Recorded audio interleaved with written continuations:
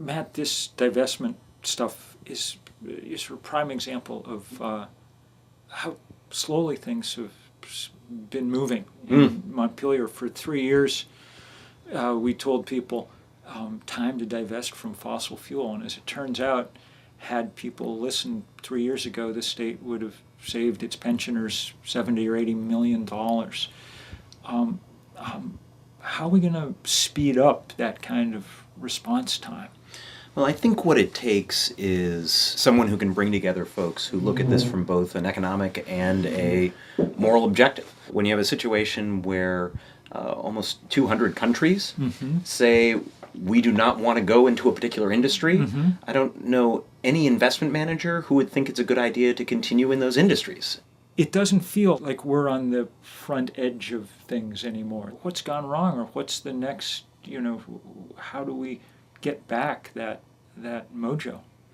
Well, and it is somewhat disappointing because we have organizations like VEIC and Efficiency Vermont that is actually exporting world leading. Yeah, they're Absolutely. exporting their ideas to other states Right. that are somewhat coming ahead of us, and that's why with the help of folks there and others, the proposal we had to do a $100 million ESCO in our state, which would be an efficiency fund to help multi-unit buildings to be able to reduce their carbon footprint and actually save people who live in rental apartments money. And it's bringing those ideas forward. But what I think is interesting is the feedback I get as well.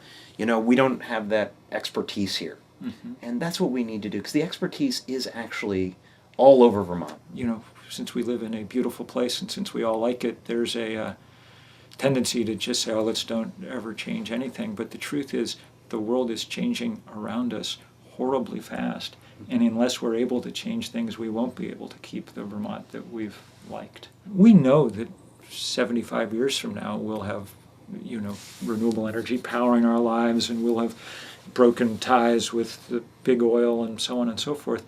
But the problem is we don't have 75 years. This actually has to happen fast if it's going to happen. Thank you very much for wanting to pick up the pace. Thank you, sir. Good work, sir. Paid for by Matt Dunne for Vermont. Treasurer Barbara Grimes.